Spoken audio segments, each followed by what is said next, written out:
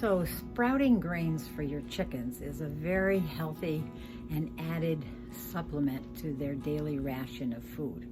And we're here in the winter, and it is a good time to give them some additional nutrition. They can't go outside in free range. I have a flock that normally free ranges for most of the year, but we have about 6 inches of snow on the ground. My girls don't like to touch that frozen white stuff. So what I do is I bring them some sprouted barley, and they'll get their share of nutritious greens, and it's sort of a boredom buster for the winter months. Usually do this during the winter months. You can do this all year round if they are confined to a run where they don't have much access to fresh greens as grass. You know, mine have totally worn down their run and there's not a speck of grass left in it. So that's why they go out into the yard and free range. So this is a healthy addition to their normal diet, especially during the winter months. It will not totally replace your normal feeding regimen. It's just an added supplement to their nutrition in the winter months when there is not a lot of greens for them to go and eat. So let me show you how I conquer this task. It's not a really big deal. It's very, very easy, takes very little of your time, and your girls will just love it. So let's go. So this is all that you need.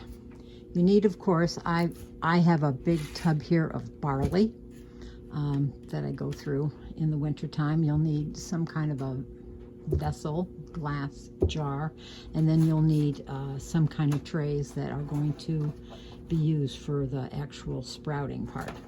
And the tray should have holes in it, and then you'll probably need some kind of a drip tray underneath it. This particular one, I think, is a 10 by 10. It fits really nicely into a 10-20 here, and you can get 2 to fit in here if you want to do 2 at a time. If you don't need anything specialized, you could just use an old aluminum tray, poke some holes in it, and set that down inside also.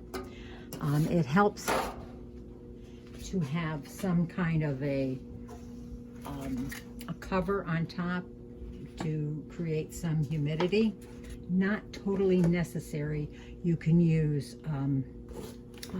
plastic wrap or something like that. It's just needed to get them to germinate. And then once they have the greens started to show, you're really not going to need it. So this is what I do.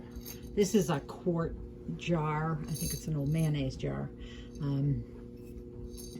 I just put in, it looks to be about, I don't know, 3/4 of a cup in here in the bottom. And then I'll just fill it up. You want to cover it with at least 2 inches of water. I'll take it right up there and put the top on.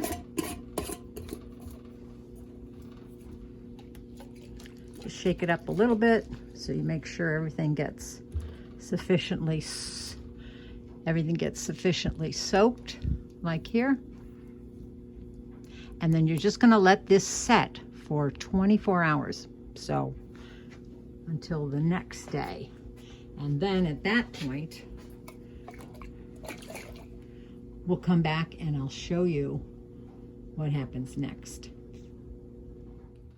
Here is what our barley looks like after 24 hours sitting in our little jar here.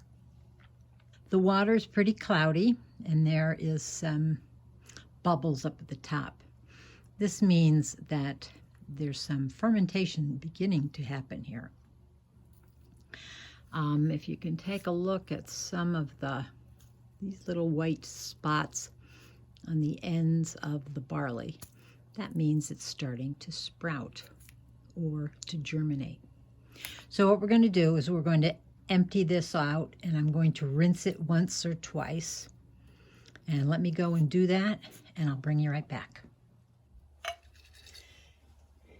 There we go. all rinsed off. Now we're going to start the actual real sprouting process. We're going to put them in this 10 by 10 tray that I have. You can use anything, like I said before. And we don't need the glass anymore, so we put that to the side. Spread these out in as much of a single layer as you possibly can. It's not going to matter too much right yet. And this is really all that you do to get it started.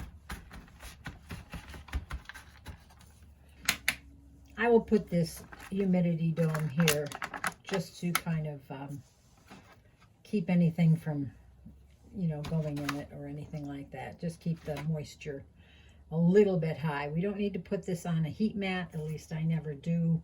If you did, it might speed things up a little bit faster, but that's okay. This 10-20 tray holds 2 of these.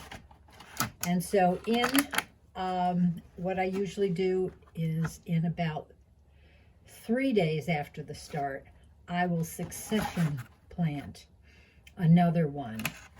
And these will, you see, will have sprouted, and then I start the procedure all over.